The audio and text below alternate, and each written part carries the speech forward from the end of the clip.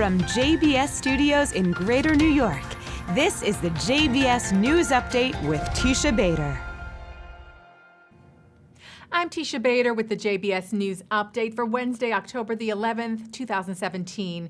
Two resolutions being considered against Israel at UNESCO have been postponed. The resolutions, which deal with Jerusalem and the Palestinians, were supposed to be voted on at the annual conference of the UN Cultural Agency in Paris this week. But after major diplomatic efforts by Israel's foreign ministry and its ambassador to UNESCO, Carmel Shaama-Hacohen, the resolutions were put off by 6 months. Hacohen said of the postponement, time will tell if this is a tactical change or a change of attitude that points to significant progress towards cleaning house in the organization and putting a stop to the incitement and politicization against us.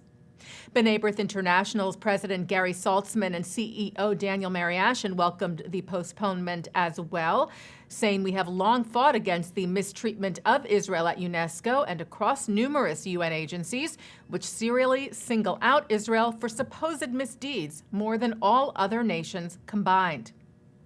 And UNESCO is also voting on a replacement for its current Director-General, Irina Bokova. And Jewish groups are expressing concern at the leading contender.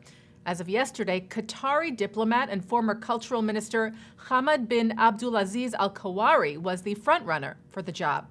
Today, the Conference of Presidents of Major American Jewish Organizations, Chairman Stephen Greenberg and Executive Vice Chairman and CEO Malcolm Hoenlein said Al-Kawari is unqualified to lead an institution whose mission is to strengthen ties between nations, promote dialogue and understanding among diverse cultures and religions, saying Al-Kawari has a history of endorsing and encouraging projects and programs with blatant anti-Semitic content.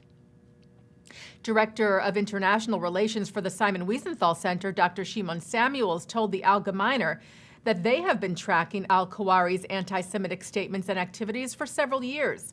The Anti-Defamation League said Al-Kawari has overseen or endorsed projects that propagate base anti-Semitic conspiracy theories. CEO Jonathan Greenblatt said that UNESCO must be led by someone who works for peace, respect, and fundamental freedoms.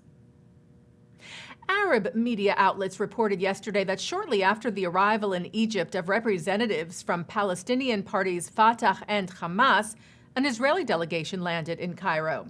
As we reported to you yesterday, Fatah and Hamas leaders met in the Egyptian capital in the latest efforts towards reconciliation between the rival factions, under the auspices of Egyptian intelligence. According to reports, the Israeli team met with senior members of Egyptian intelligence for a few hours as well yesterday, presumably in relation to the Palestinian talks, though there has been no confirmation from Israel as to the reported visit. An American doctor working in an Israeli field hospital was lightly injured last night.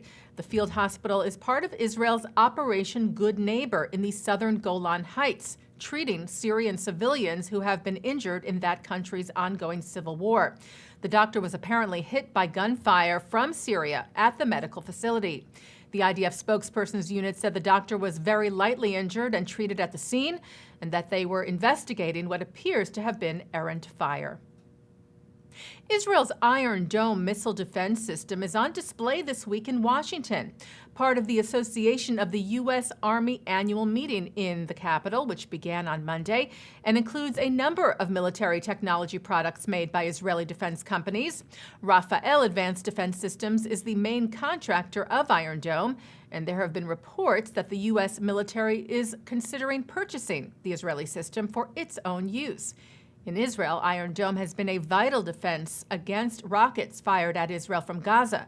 The system can calculate when those rockets will land in open areas or when they will land at civilian areas, and can then intercept them with an approximate 85% effectiveness rate.